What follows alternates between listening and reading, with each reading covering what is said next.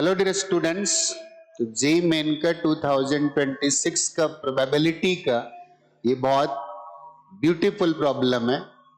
समझ है तो होगा, नहीं है तो नहीं होगा, और अगर करेंगे समझ से तो आगे फायदे भी होंगे। ठीक है ना?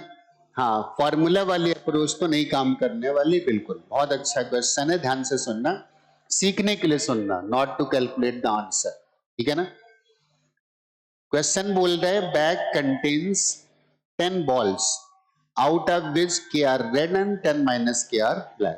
k red balls है, 10 minus k black balls है।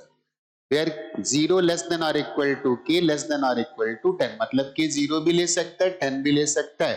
if 3 balls are drawn at random without replacement and all of them are found to be black, then probability that bag contains 1 red and 9 ball is okay?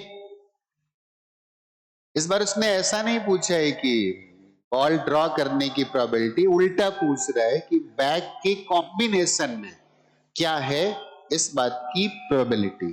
सबसे पहले तो हमें यह सोचना था, क्या सोचना था? उसने बोला 3 balls are drawn at random without replacement and all of them are found to be black. हमारे बैग का कॉम्बिनेशन क्या था, कॉम्पोजिशन क्या था? हमारे बैग में रेड बॉल्स का नंबर उसने दिया के, हमारे बैग में ब्लैक बॉल्स का नंबर उसने दे दिया कितना? 10 माइनस के, और के की वैल्यू 0 से लेकर के 10 तक हो सकती है। फिर उसने एक बात और बोल दी, all 3 balls are drawn and all drawn balls are black. तो एक इवेंट हो चुकी है, उस इवेंट का नाम लिख देते हैं क्या? ई। ऑल ड्रॉन, 3 ड्रॉ करिए ना, all drawn balls are black. ये हो चुका है, मतलब कंडीशनल प्रोबेबिलिटी का केस हो गया कि 3 ड्रॉ करी और तीनों ब्लैक आ गए। ठीक है ना? अब प्रोबेबिलिटी पूछ रहा है कि bag contains 1 red and 9 black balls. तो जब भी कभी प्रोबेबिलिटी सॉल्व करना हो ना, तो जो संभावना है वो पूछ रहा है। ठीक है ना? ऐसी कौन कौन सी संभावनाएं हो सकती हैं ये पता करो। ठीक है ना? तो क्या क्या संभावनाएं हो सकती है? उसने बोला है कि एक रेड हो बैग में, तो देयर आर 11 पॉसिबिलिटीज। कौन सी?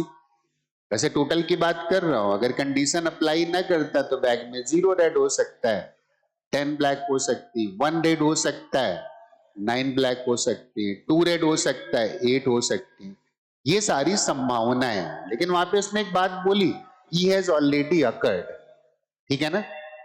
और रेड बॉल का नंबर वो किससे लिख रहा है? के से लिख रहा है।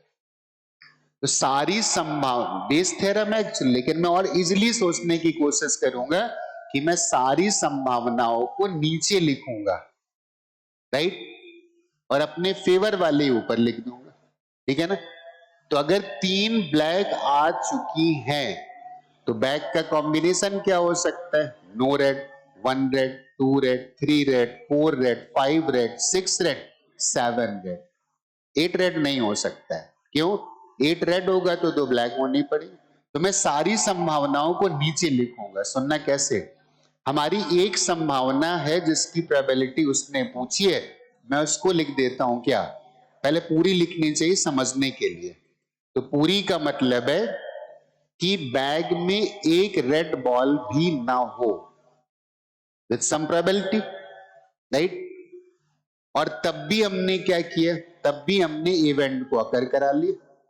ई के इक्वल टू के रेड बॉल का नंबर रिप्रेजेंट कर रहा है। This is the one possibility, क्या?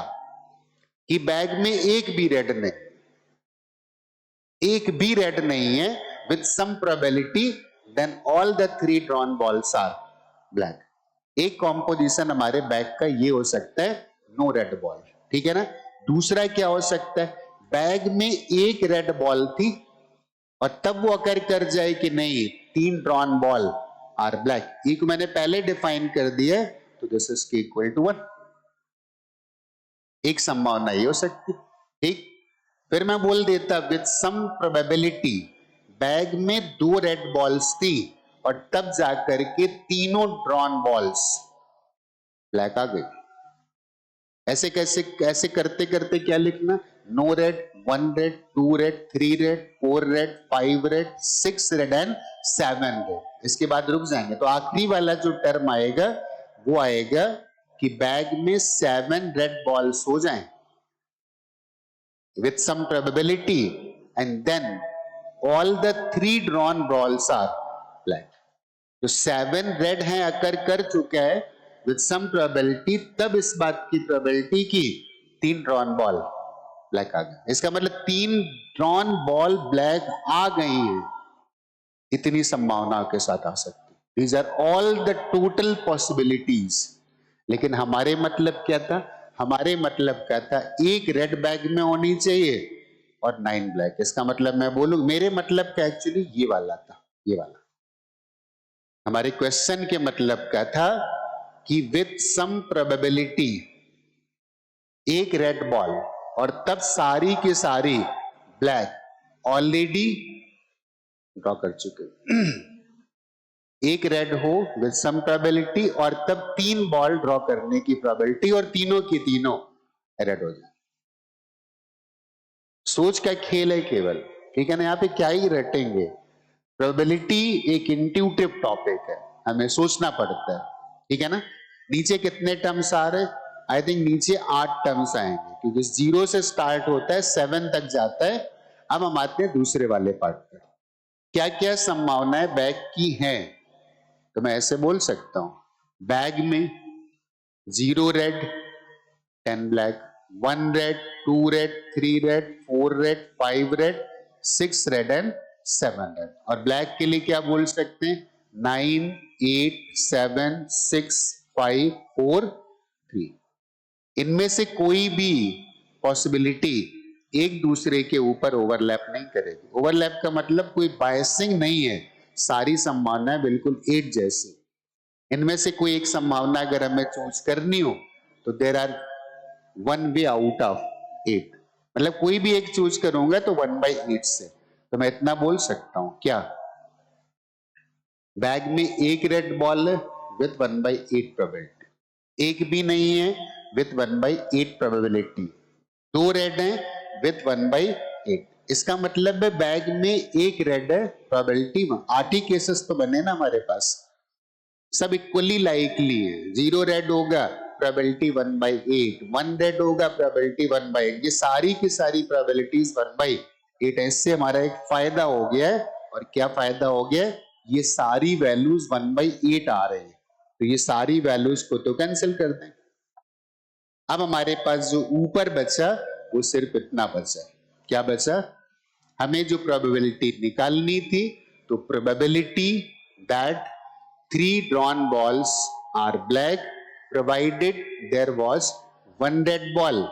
और नीचे क्या क्या आएगा? probability that all 3 drawn balls are black provided k equal to 1, और यही बात k equal to 0, यही बात हम लिखेंगे k equal to 1 के लिए, और यही बात हम लिखेंगे k equal to 2 के लिए। और करते करते ये बात हम k equal to कहां तक की लिखेंगे? PE k, कि मतलब रेड कितनी हो सकती? 7 आ सकती। Now put the value, right?